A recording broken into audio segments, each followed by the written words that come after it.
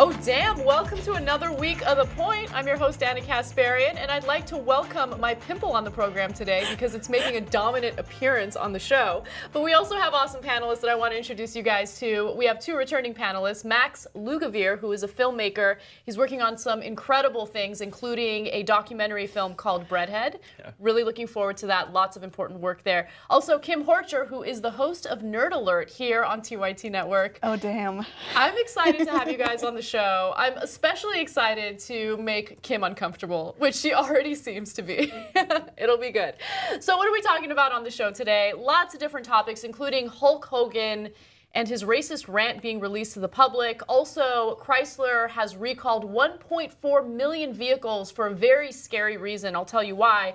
And later on in the show, Mexico City is trying to combat obesity. They're actually beating the United States in the rate of obesity, and they have an interesting solution. We'll discuss whether or not it's a good solution. But first, let's get started with the first topic. Of course, something that made headlines very recently. About 8 years ago, Hulk Hogan was filmed in a sex tape, basically going off on a very racist and terrible rant. Now, unfortunately, I'm going to have to read you the quote from the rant, and it's going to make me uncomfortable.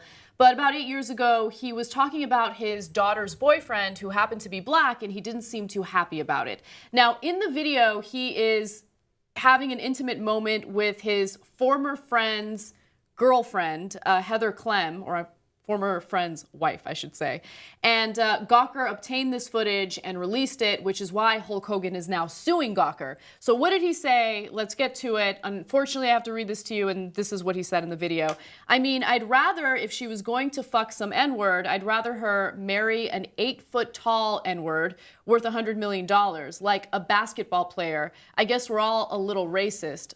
Fucking N-words. And then later on in the video, he admitted to being racist. Now, fast forward to 8 years later, when this film was released, all of a sudden, he's changing his tune and he's saying, look, this isn't actually representative of who I am. He apologized by saying the following: 8 years ago today, I used offensive language during a conversation. It was unacceptable for me to have used that offensive language. There is no excuse for it, and I apologize for having done it. This is not who I am. I believe very strongly that every person in the world is important and should not be treated differently based on race, gender, orientation, religious beliefs, or otherwise. I am disappointed with myself that I use language that is offensive and inconsistent with my own beliefs.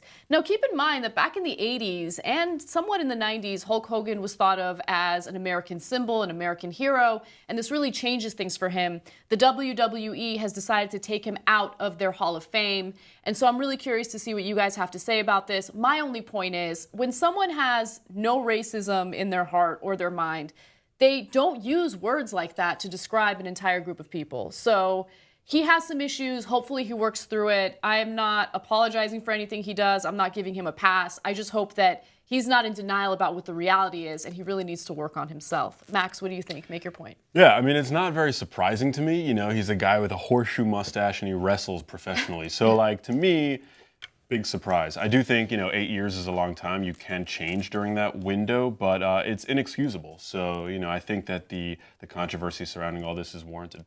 Kim, make your point. I think the WWE did the right thing. I mean, there needs to be some amount of accountability, especially when you're looked at as an American hero. I understand people misspeak, but like you said, there's got to be a kernel of it in there at least. Right. I mean, since you're half Asian, I just thought of this right now. Like, if I was upset at a person who was Asian, the first thing to do wouldn't be to attack them for being Asian, well, right? That's Someone who does that, terrible rhetoric, right? It's absolutely ridiculous. You attack someone's character, not something that they're born with and something that they can't help. So here's the personal question for the story: which celebrity meltdown did you have the hardest time coming to grips with? I don't even know what your answer is going to be, Max. Make your point. Jared, the subway guy. Oh, disastrous. Yeah. So Disaster. his home was being investigated for possible child pornography. Yeah. As far as I know, they didn't end up finding anything. Am I correct? Yeah, I actually have not been following the story very closely. I honestly don't care at all about it, but I just think it's like, again, who didn't kind of see that, a mile away? But But I don't know what the current... I didn't. Yeah. I was I like, don't know oh, dude about likes Jared. Subway sandwiches. Like, He's a little creepy. He's got a whiff of creepiness that right. even through the TV, I don't know, kind of permeates. Well, But so far, here's the thing. If they had found something, we would all know about it at this Right, point. right. So authorities looked into it because he had someone working for his charity who got busted for child pornography. I think that they wanted to, you know, investigate Jared to see if there was anything that they could find on him. So far, they haven't found anything. Kim, what about you? Which celebrity meltdown broke your heart? It's not so much the celebrity, but as the way it's covered. I really dislike the way when celebrities seem to be having a mental breakdown or having mental health issues, like Amanda Bynes or Britney Spears. Yes. And then we see kind of like a vulture attitude of attacking them and tearing them to pieces. And it's like, no, this person, you shouldn't be making fun of them. You should be supporting them to get help. I totally agree with you. You know, not to buttress off your point too much, don't but worry. but it's true. I mean, if someone is having a divorce or a breakup and the publicity around it is ridiculous, I get upset. But I get even more upset when someone is having a mental health issue and the media is having a field day with it. That's not cool. That's not classy. They need help. They don't need to be criticized in the media like that. But I want to know what you guys think. Which celebrity meltdown broke your heart the most? And also, what do you make of Hulk Hogan and his apology? Do you actually believe him? Or do you think that he probably is racist and needs to suffer the consequences of his actions? Comment in the section below. We love hearing from you guys, and we'll see you soon. Chrysler has recalled 1.4 million vehicles because two hackers managed to show that they could easily hack into the car's computerized system in order to manipulate it from a remote distance. Now, those are the two hackers in question here. They wanted to make a point so they could make these vehicles safer. And apparently they brought this to the attention of Chrysler 9 months ago, but Chrysler was unwilling to do anything about it. That's why we're talking about it now that they've made this information public. So Charlie Miller and Chris Valasek basically put this video together to explain exactly what they did and how they did it. Take a look. I can't turn it down.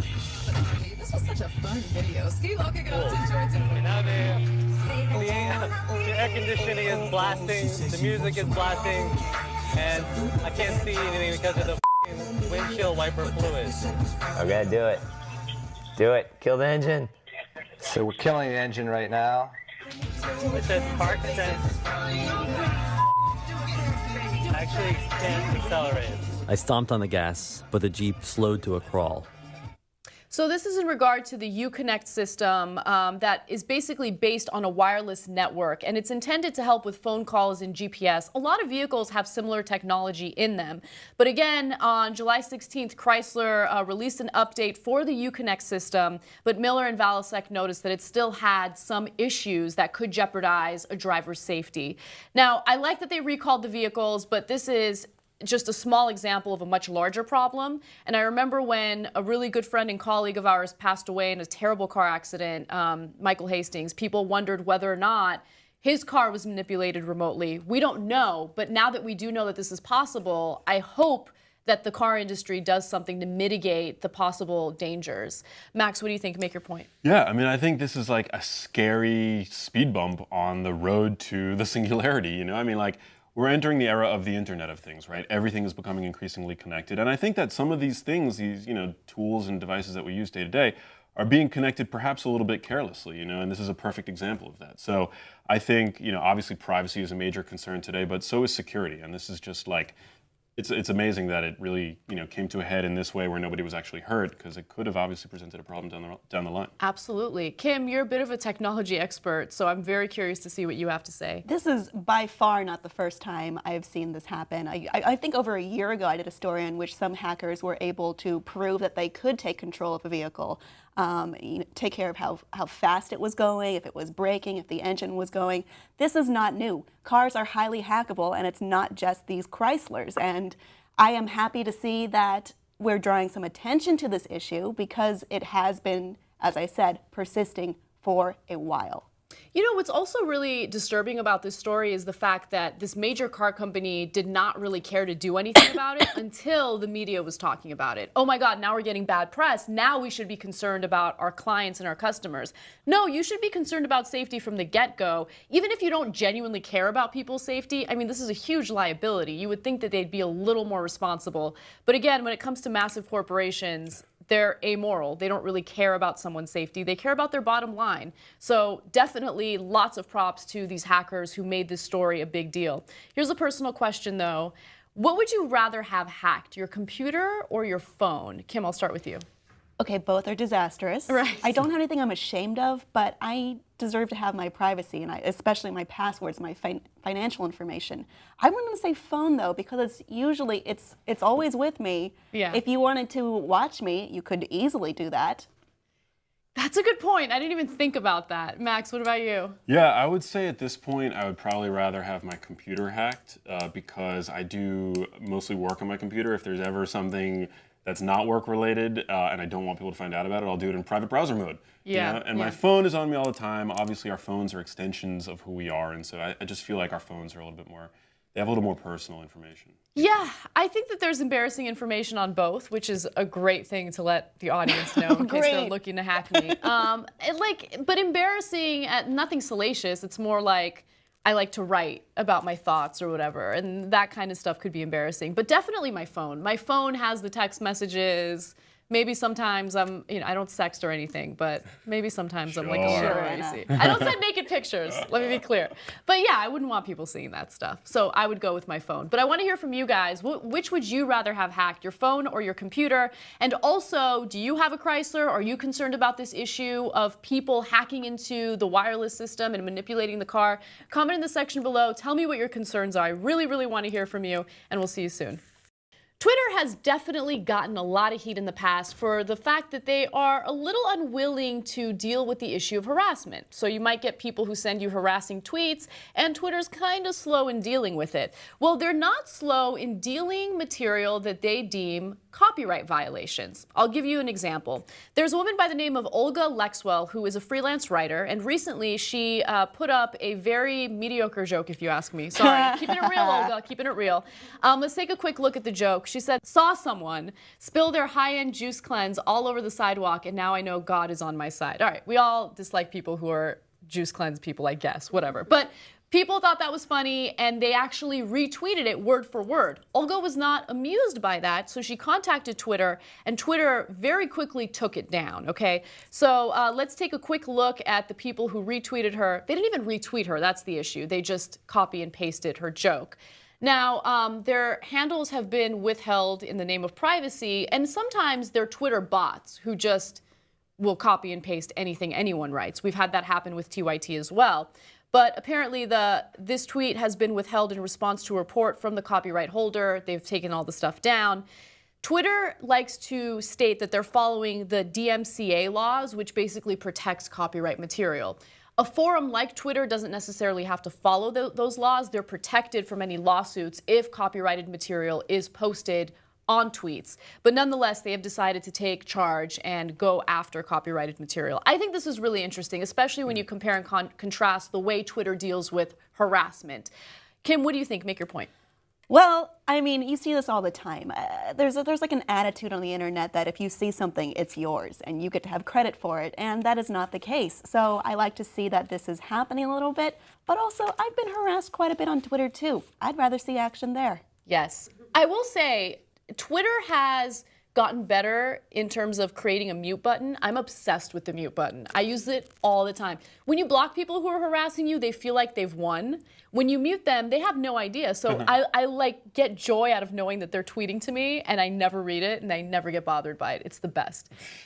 Max? Yeah, I think it's a pretty mediocre joke, and I think she probably feels very possessive about her jokes just because it's probably not an endless well of creativity, just judging from that tweet alone. Damn, lots of low blows for Olga today. I will say, though, she likes to test her material on Twitter. Like, that's the way she kind of figures out whether or not it's good. Well, I always, an answer I hark back to, I remember I was a big fan of, when Rob Delaney first started tweeting, and something that he once said stood out to me as being really kind of smart, that you can't feel possessive about creativity. You just have to trust that there's going to be another joke, another joke, another joke, and that's kind of like what your talent is. But I do appreciate that Twitter is letting creatives take this precaution because, intellectual property is valuable for us, right? Yes. Now, speaking of being possessive, the personal question for this story is, name one thing that you feel very possessive about. I'll start off with this one. I'm possessive over my job, I think. Like I'm not worried about trying to steal your job? No one's trying to steal my job, but like I don't like taking time off because I love being here and being the person who gets to report a story. So for instance, recently we were at VidCon, and since I was speaking on a panel, I wasn't here to do a bunch of stories that I really wanted to do, including that shooting in Louisiana, the Hulk Hogan story we didn't get to do last week because I wasn't here. I didn't get to do because I wasn't here. So I guess I'm more possessive of news as opposed to my job. I want to be able to comment on everything.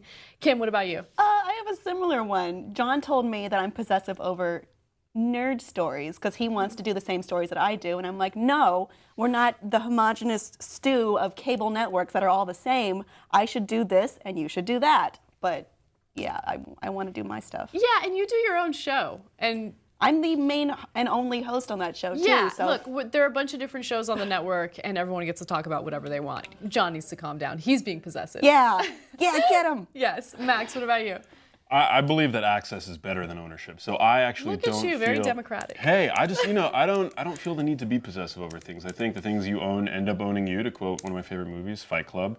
But we live in the era where this has actually become like a practical possibility, with Uber and Airbnb. Like, I don't want to own a car anymore because we've now got Uber, which has dramatically transformed the LA landscape. So, yeah, trying to be less possessive. I like that. Yeah. Okay, so I'm going to do a very rare follow-up. That's not usually in our format, but whatever. So are you possessive of, like, relationships, maybe? Like... No, I think the most evolved way to go about things that you possess is to not be possessive over them, Okay, I like that. I could learn a thing or two about that. Anyway, guys, tell us if there's anything that you're possessive about. We do want to hear from you, so comment in the section below, and we'll see you very soon. As esports continue to be taken more and more seriously, now there's a question as to whether or not performance-enhancing drugs are a problem within the industry. Now, the Electronic Sports League has decided to begin testing its players, or gamers I should say, for substances like Adderall.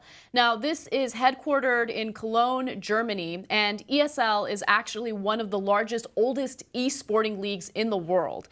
Now, there is one particular gamer by the name of Corey Friesen who admitted to using Adderall. And for those of you who are unfamiliar with Adderall, I don't know where the hell you've been because it's been dominating headlines for a few years now. It helps you focus, and it does also put you in a better mood. It makes you a little more energetic, and it could help you significantly when you're doing something like gaming. Now, let's take a look at Corey talking about his experiences. ESL comms were kind of funny, in my opinion.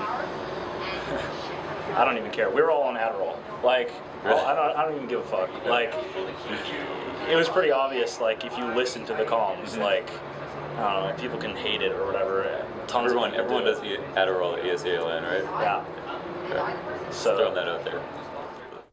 So right now, the ESL has not stated which substances they will be testing for. But remember, there might be gamers who legitimately have ADHD and need Adderall in order to function properly. So I think this is a little bit of a complicated story. I'm glad we have Kim here to talk about it because she knows a lot about gaming and how this could impact them. But here's a statement from the Electronic Sports League. They say the goal of this program is to ensure players are provided with information and structural support to help them manage the physical and emotional pressure that the highest level of competitive gaming puts on many of them. I have to say, through reading a lot of these stories about the gaming industry, obviously I'm not part of it, but I am starting to have a newfound appreciation for it because a lot of people who aren't part of that world think that gaming is just a joke, right? But it's not. I mean, there's a lot of skill, a lot of hand-eye coordination, a lot of focus that comes along with it, and I could totally see people abusing substances like Adderall in order to get that competitive edge. Kim, what say you? I do love that it's being more legitimized, and I'm tired of arguing with Ben and Jank about whether or not this is legit or not. It is, and I like to see it moving in that direction. This is a complicated issue. I've never tried Adderall. I don't know personally how it would help, or no, it would help. How it would help at all, or if you actually have ADHD, you need to have that medication. Exactly. Yeah. I mean, like I said, I have tried Adderall, so I know that it does absolutely give you a competitive edge. And if people are taking it in the incorrect way, if they're not prescribed to it, yeah, they should be punished for it. And by punished, I mean they should be disqualified from gaming. or a particular competition that they're part of. I feel like my terminology is not correct when I'm reporting the story. I'm doing my best, guys, okay? Max, make your point. First of all, I didn't know that esports were a thing, so I'm just happy to know that the Wizard really was, an accurate story. I think that I think some regulatory oversight is probably essential because it's true that some people do need these drugs, but if unchecked, I feel like there could be eventually dangerous cocktails being taken, dangerous levels of these drugs being taken, because obviously people want to like one up each other. So, so I think that this is an issue definitely worth talking about. And also, Adderall is a highly addictive substance, and people become very dependent on it. And if you stop taking it, you could suffer withdrawals. So aside from the gaming component of the story, you also have to consider how this could impact someone's health negatively. All right, so here's the personal question. If there is absolutely no chance of you getting caught, would you cheat in order to win at something? Kim? I was trying to get Adderall in college and no one would give it to me. Really? And I have such limited drug experience. But I was like, I want to do better at school. Give me the drugs. Give me the drugs. And no one would give me the drugs. But I would have if someone would have given me the drugs. That's hilarious. When I was in college, I don't even know if Adderall, oh my God. I graduated undergrad in 2007, so I don't know if people were abusing Adderall at that point. Ritalin was definitely around. But yeah, I didn't even think about using it. Had I known, of course I'd try to get my hands on it. There's no question. Max? I think, I do things to give me a competitive edge all the time. I use science, and I don't think that you need any sort of illicit drugs to enhance your brain health, but nootropics. Everybody, loves caffeine. There's theanine, which is really abundant in green tea, which boosts working memory. Exercise boosts your working memory, things like that. Dark chocolate, flavanols. So I like to sort of shit down. Yeah, I like Dark chocolate, green tea. But who knew that just by working out before you need to be on point with something can give you a competitive edge? I like mentally. to work out before I'm on the point, and it definitely helps me out. I'm not even kidding you. It puts me in a way better mood. All right, so yeah, I would say competitive edge. I agree with you on the workouts and stuff like that, but would I cheat if I knew I wouldn't get caught? No, because I think that a lot of my confidence comes from the fact that I earn things, right? And when you cheat and you get things through, incorrect methods or whatever, then you don't feel as good about yourself. At least I don't. So I don't like cheating. Have I used something like Adderall in the past for a competitive edge? Yes. But since it's highly addictive and scary, I try not to use it a lot. Not everyone has your sense of honor, Anna. I can guarantee that. No, I know. I just, my self-esteem is very directly attached to my achievements. And I would feel sick if I achieved things in the improper way. Anyway, I'm rambling. I want to know what you guys think. Tell us if you would cheat if you knew that you wouldn't get caught. And also, what do you think about this esports story? Do you think it makes sense for people to get tested for substances like Adderall, or do you think this is complete bullshit? Comment in the section below. We love hearing from you guys, and we'll see you soon. Now that Caitlyn Jenner has revealed her true identity, there's been a lot more acceptance in the United States for the transgender community. Now, that's not to say that there isn't a long way to go in transgender acceptance, but there is something interesting happening when it comes to the entertainment industry. Specifically in the modeling world, all of a sudden in the US, we have an agency that caters to transgender models. In fact, we have more and more transgender models making headlines and appearing on name brand commercials. I'll give you some examples. There's a Brazilian supermodel by the name of Lee T. She's the face of Redken, which is a great hair brand. Teenage YouTube star Jazz Jennings as the spokesperson for Clean and Clear. And I love this. I love that people are more aware of this community, more accepting and tolerant of this community, and I like that there is a modeling agency that caters to them. Now, the modeling agency is the Apple Model Management Company, and what they've done is incredible. They say there have been trans models before, they just didn't reach their full potential because they lived in fear. But of course, modeling is a very time-sensitive career, and they couldn't change how the community at large saw them at the time. This is exactly why they're doing what they're doing for the trans community. I love this. I think it's clear that I love it, but I want to hear from you guys. Max, make your point. Yeah, I love it. I've got trans friends, I think they're awesome. They embody so much courage, in just living, which I think is incredible. And so, so I think this is an amazing project. Yeah, and also keep in mind that when you look at unemployment rates, they're much higher for the trans community. It's about double for the trans community. So having something like this that kind of helps them with their careers is awesome. Kim, what do you think? Make your point. I've said it before, representation matters. People will argue that, no, we don't need a woman doing this. We don't need a trans woman doing this. And it's just like, no, absolutely not. When we were trying to get to a point where we have acceptance and people are able to live their best lives, we need to have representation to get us there. Absolutely. So here's the question for the story. What would you do for your career other than what you're doing now? Max. Probably something that paid a lot more money. Actually, that's not true. If I wasn't doing this, I would probably be focusing full-time on music because I love music. You do love music. You perform as well, right? Yeah. All right, very cool. I love that. Kim, what about you? I secretly want to be a voice actor, and also I would love to be in the video game industry. My sister's in it.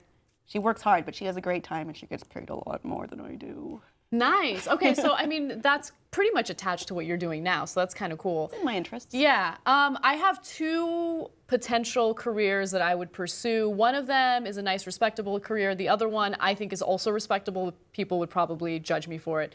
I've talked about this before. I'm obsessed with go-go dancers. I think they're so powerful and beautiful. Whether it's men or women, being up there dancing and feeling good about yourself is amazing.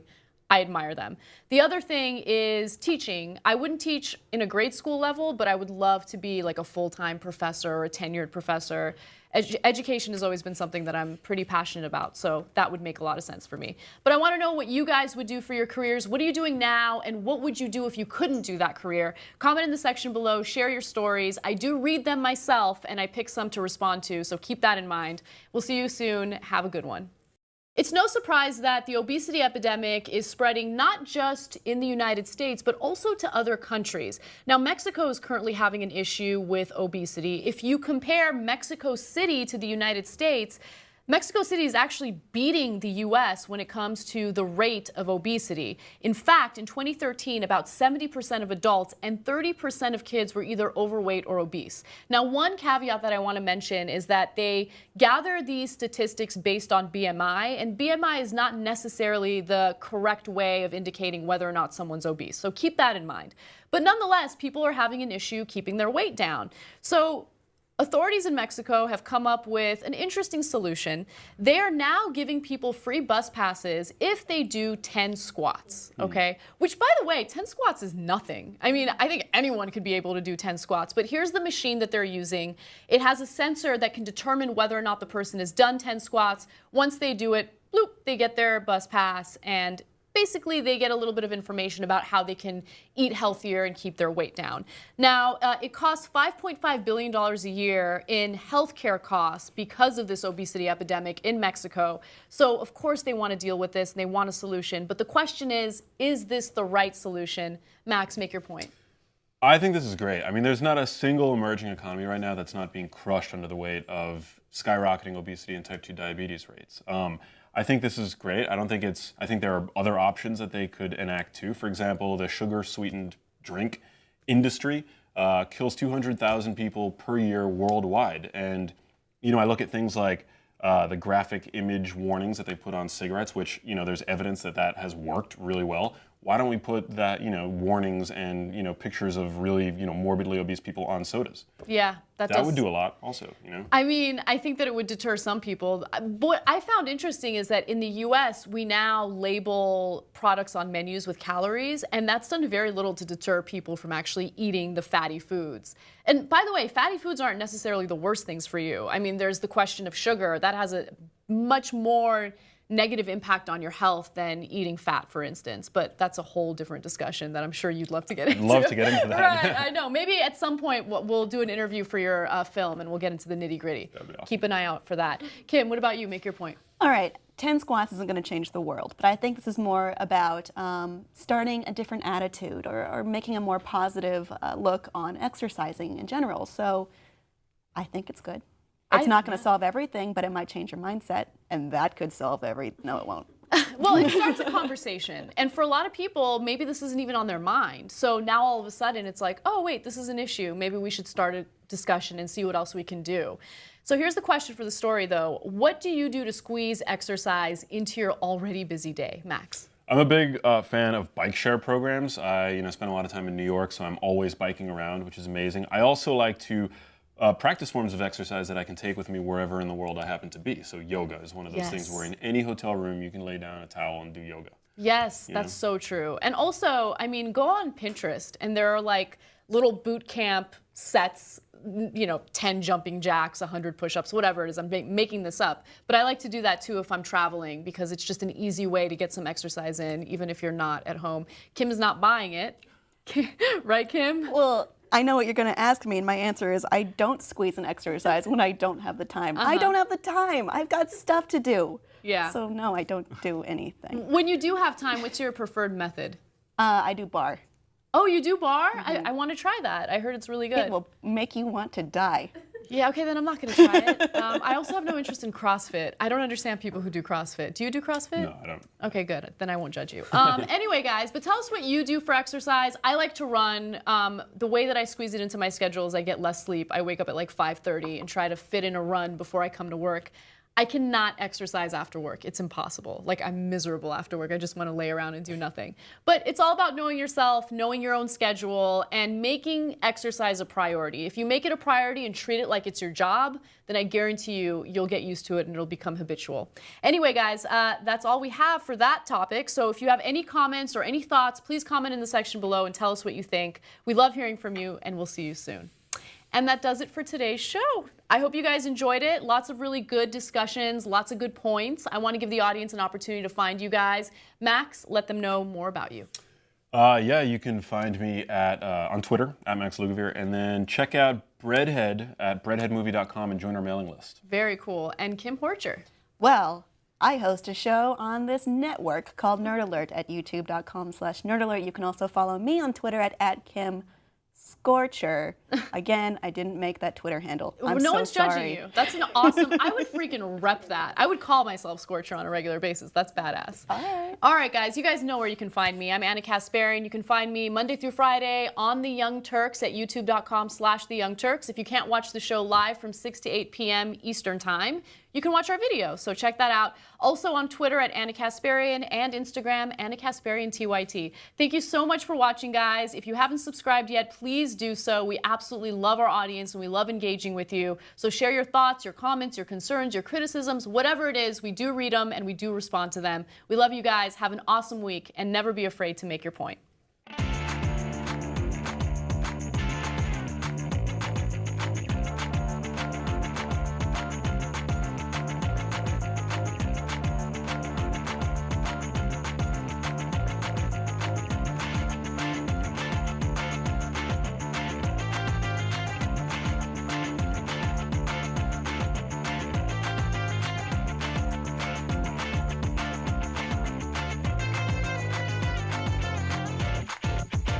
For me to have used that offensive language. There is no excuse for it, and I apologize for having done it. This is not who I am. I believe very strongly that every person in the world is important and should not be treated differently based on race, gender, orientation, religious beliefs, or otherwise. I am disappointed with myself that I use language that is offensive and inconsistent with my own beliefs. Now, keep in mind that back in the 80s and somewhat in the 90s, Hulk Hogan was thought of as an American symbol, an American hero, and this really changes things for him. The WWE has decided to take him out of their Hall of Fame, and so I'm really curious to see what you guys have to say about this. My only point is, when someone has no racism in their heart or their mind, they don't use words like that to describe an entire group of people. So, girlfriend, Heather Clem, or a former friend's wife, I should say.